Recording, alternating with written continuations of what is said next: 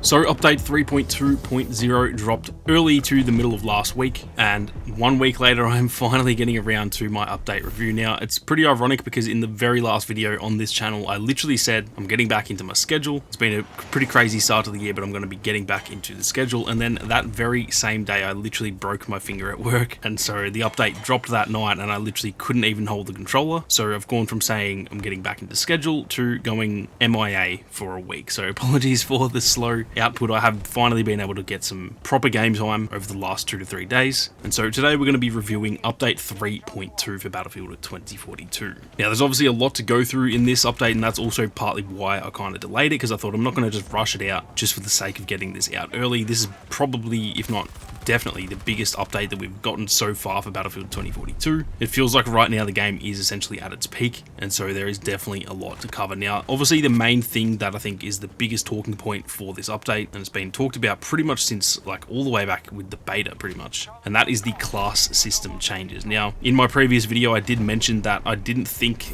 this change would actually make as big of an impact on the game as a lot of people were saying that it was going to. And while I do stand by that still, I don't think this is just like the instant fix for the game that a lot of people were kind of making it out to be. The changes are really, really solid, and I'm very happy with the new class system. Now, obviously it isn't quite the same as previous Battlefields because we do still have the specialists who have their own gadget, and then the class also has a like class specific gadget. So it's a little bit different, but I do definitely prefer it this way than the way that it was before. And it probably does change the game a little bit more than I actually thought it would. So I am very happy with the changes. I do think it's a very good middle ground from DICE, because obviously they can't just delete the specialists. We've all known that that is essentially impossible. So this is kind of like them meeting us in the middle, where we want classes, they want specialists, and this is the way to resolve that. So like I said, very happy with the changes, and I am a big fan of the added gadget per class. It feels nice to be able to kind of carry 2 different things. You can choose, for example, with the assault class to bring whatever gadget you want, and then you've also got the med pen with you, and it's just nice to have that extra gadget. So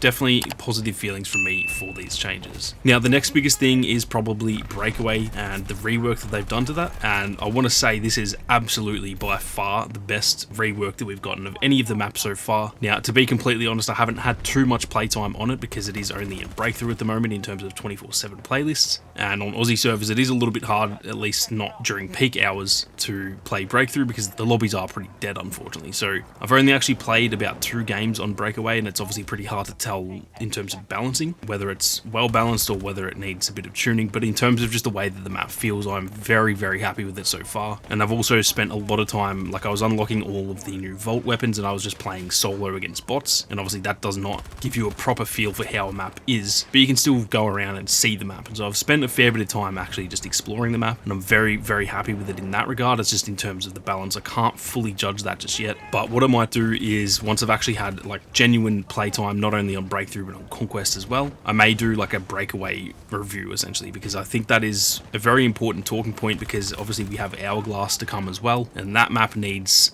a genuine miracle. Yet I said the same thing about Breakaway, and I think they've actually pulled it off. So I can't speak too much on Breakaway in this video, but like I said, I will definitely try and get out a proper Breakaway review and just kind of talk about the rework and just the reworked maps in general, like all of them, and kind of compare them in a later video. Now something else that obviously changed, and this is not really a big part of the update, but for me it was, is the plus system changes. They've obviously changed the buttons that are required to actually use it, and what I'll say is I do think it makes a bit more sense this way, but I also don't think this change is like amazing. I think it literally just changes a few buttons, doesn't fix anything, doesn't make it any worse. The only part that makes it worse is that I'm still trying to get the hang of it, because I'm obviously so used to, after playing for like 15-16 months, I'm so used to the old buttons that I'm still kind of just doing those, and I'm trying to pull up the plus system and I pull out a grenade, and it's just, yeah, it's a bit of a mess. But that is more on me than the actual changes. I do think for any new players, like this system probably does make a little bit more sense. You pull up the plus system with Y or triangle on controller, and then the D-pad actually changes it, which it kind of just makes it a little bit more sense, because the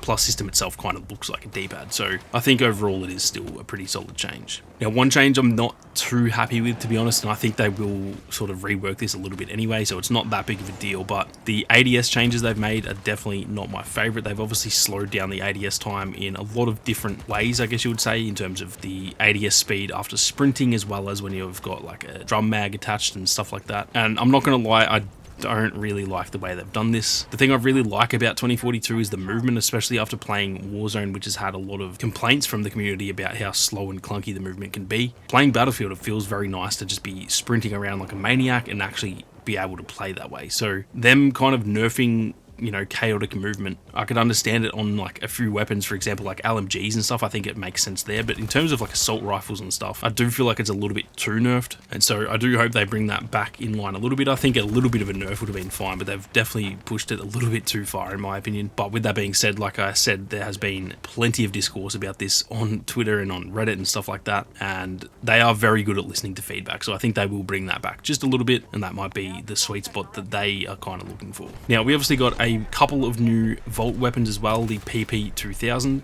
the MTAR-21, and I think the EBR, I always forget what it's called. Now, I'm a big fan of the MTAR. I think that feels very solid so far. The PP2000, I'm not going to lie, it feels genuinely terrible. Maybe I'm just a bot with it, and to be fair, I've only used it in one game, but it felt like really bad to me personally. When in previous games, like in Battlefield 4, that was probably one of my most used weapons, same with the MTAR. So I was very pleased to get these in the game. They'd both be in my top 5 all-time Battlefield weapons. Like, they're some of my favorites ever. But yeah, in terms of the PP2000, I'm not the biggest fan of it in this game, so hopefully they can give it a slight buff. It doesn't need a crazy buff or anything like that, but it does feel like a little bit of a pea shooter, and I'm not too sure how viable it is at the moment. Now, there were also a bunch of new attachments, some new suppressors and scopes that they've added. Now, unfortunately, I haven't had the time to actually unlock those, but I will probably just make a separate video on those eventually. It does seem like there's actually a fair few requirements to unlock some of those scopes and suppressors and stuff, so like I said, with the broken finger and everything, I haven't actually had enough playtime to fully sink my teeth into all of that, but I will cover that in another video once I've actually unlocked a few of those attachments. Overall though, the game just also feels way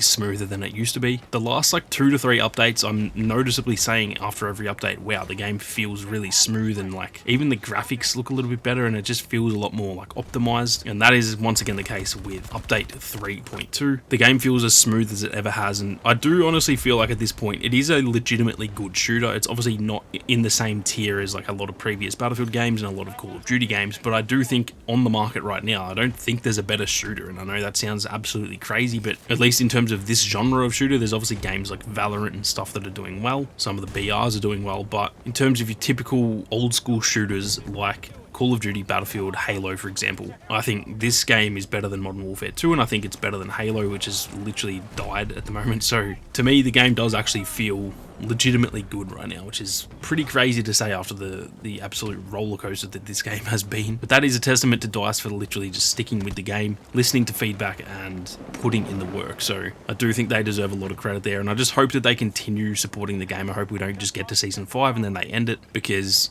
it's just going to be the same story as Battlefield 5, where when the game finally got to the point where people were enjoying it, then they pull the plug and we're all just mad at them again. So let's hope that is not the case with this game, but again, we're just going to have to wait and see. I'm very keen to hear your thoughts on the update as well, though. From what I've seen online, it seems to be mostly positive, but I'm very keen to hear all of your thoughts down below, what's good and bad. So be sure to leave a comment with your thoughts on update 3.2. Like I said, there's going to be plenty more content on the way soon. Now that I can actually play again, I'm going to, this time, finally be back into my schedule, and I'm going to be making a lot of videos on all the new content we got, like I said, with those attachments, and I'm going to be doing a lot of stuff on the class system, some tips and tricks, a review on the class system, talking about Breakaway. There's plenty of stuff on the way, so if you guys are new to the channel, then definitely hit that subscribe button so you don't miss out on any more Battlefield content. But with that being said, thank you all very much for watching. You guys have a great day, and I'll see you all out there on the battlefield.